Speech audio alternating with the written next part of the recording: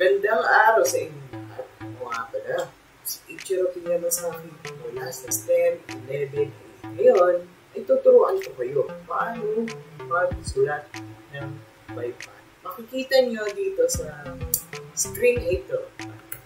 Ayan. Makikita nyo merong chart. So, magbibigay ako ng halimbawa ng tatlo to. So, bibigay ako ng halimbawa ng tatlo.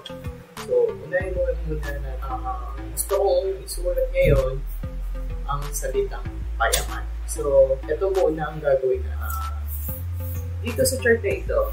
Kita natin, i-divide muna natin paya na. So, apat. So, apat na natin. So, una, hanapin mo muna natin yung pa. So, nakasulat dito. Ayan, yung pa. Ito pa. Let's sulat na natin ang pa.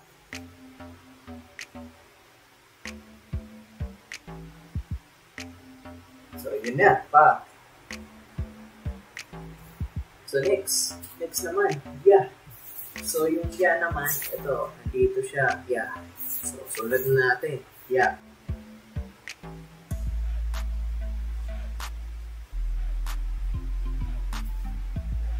Ma. Susunod naman yung ma.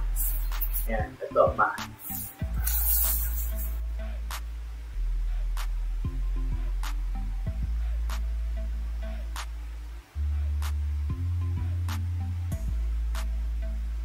At yung huli, yung letter N. Yung N naman ang hinahanap natin. So, yung N, so, ito yung N ito. Ito yung letter N. So, nagkira.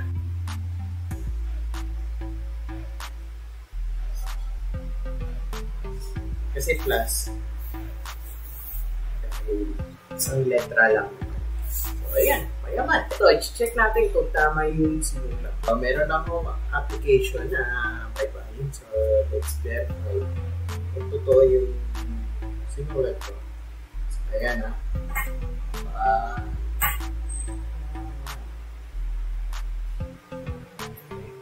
Filipino and translate.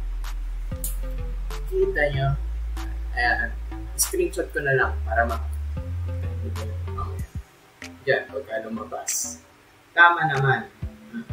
Tama naman yung sinulat ko na payaman. Then mag-sample tayo ng pangalawang example. So, kuha tayo ng pangalawang papel. At ang gusto ko naman na salita ay Tagalog. So, paano yun? Tagalog. So, apat. Unahin mo muna natin yung letter na ta. Yan. Ta. Ayan. So, sulat muna natin ta.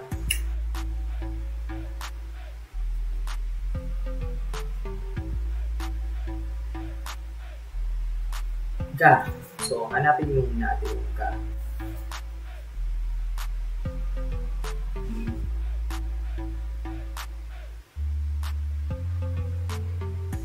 Lo. So, hinahanap natin yan is lo. Lo. Yan. Yung may bilog.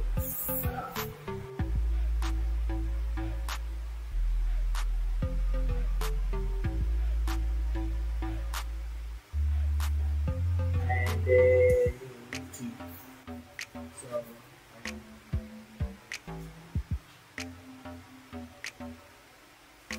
ganyan.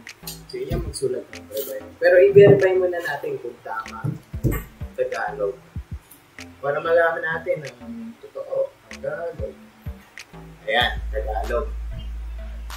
Then, translate ko. So, papaliwanag ko sa inyo kung bakit magkaiba dito sa letter ta. Kung nakikita nyo, yung nakasulat dito, yung ta, magkaiba yung font. Pero, ang nakikita nyo sa screen, yun yung mas common na ginagamit. Yun yung sa mga font sa mga computer, sa cellphone, yun yung mga font. Yun yung mas accurate, yun yung mas tama. Ito, stylish lang yan. pinaartihan lang, pero yung nandoon nakikita nyo sa screen, yun yung tama. Pero tama naman din yung mga nakasulat dito. Pero nilagyan lang ng fashion. Pero still, as readable naman yung sulat, tama naman din. Diba? Yung daras na yan, yung Galog, tama. So, okay. So, eto, nasulat ko na Pilipinas. Hindi ko na-record, pero eto, unahin ko muna yung letter P. So, eto, hanapin natin letter P-I-E, tapos E, tapos ulit, balik tayo, E, na. Nasa na, yan, na, at saka S. Ayan. Gagawin nyo lang ng i-divide din yung into a syllable para mabuo mo, para makabuo ka na baybayin. Kasi ang baybayin ay syllable siya. Sa English, syllables. Ayan. So, ayan, nasulat ko na Pilipinas, Tagalog, at Payaman. So, nakikita nyo naman to sa internet, mga ganitong baybayin chart. Ito yung kompletong chart to. Kumpara sa ibang picture, iba rin, hindi kumpleto. Pero tama naman din yan. Pero ito, mas marami. Pero yung nakikita nyo dito, nilagyan ng arte yung font dito. Pero ang mas formal yung nasa cellphone. So, i-verify ko sa inyo ulit yung huli kong sinulat na Pilipinas para pro web. Ayan, Pilipinas. Ayan. So, nakikita nyo sa screenshot. Ayan. Tamang-tama. Kalagay dito. Tamang-tama. So, yun muna, no?